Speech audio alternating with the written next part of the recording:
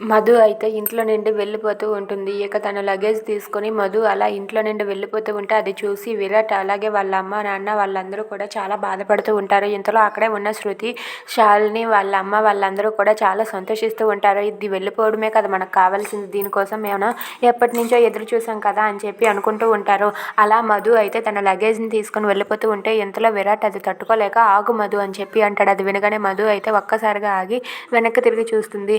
ఏంటి సార్ అని చెప్పి అంటే, ఆగు మధు, నువ్వు ఇంట్లో నుండి వెళ్ళడానికి వీల్లేదు అని చెప్పి అంటాడు. అది వినగానే అక్కడ ఉన్న వాళ్ళందరూ కూడా ఒక్కసారిగా షాక్ అయిపోతారు. ఇంతలో అక్కడే ఉన్న విరాట్ వాళ్ళ అమ్మ ఇలా అడుగుతూ ఉంటుంది, ఎందుకురా మధు వెళ్ళడానికి ఎందుకు వీల్లేదు అని చెప్పి అంటుంది.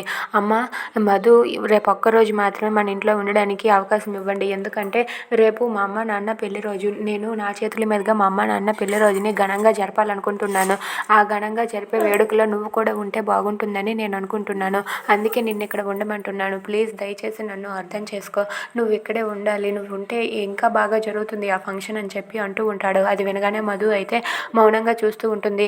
అమ్మ, ఏంటమ్మా నేను చెప్తే మధు వినదమ్మా, నువ్వు చెప్తే వింటుందమ్మా, ప్లీజ్ అమ్మ మధు నువ్వు ఉండమని చెప్పమ్మా అని చెప్పి విరాట్ వాళ్ళ అమ్మతో అంటూ ఉంటాడు. అది వినగానే అక్కడ ఉన్న విరాట్ వాళ్ళ అమ్మ ఇలా అంటూ ఉంటుంది, నా మనసులో ఉన్న మాటనే విరాట్ కూడా చెప్పాడు, నాకు కూడా నువ్వు ఉండడం ఇష్టం అని చెప్పి అంటుంది. అది వినగానే అక్కడ ఉన్న మధు, విరాట్ వీళ్ళందరూ కూడా చాలా సంతోషిస్తూ ఉంటారు.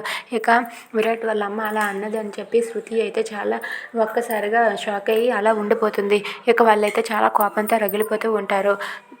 Thanks for watching friends, please subscribe our channel.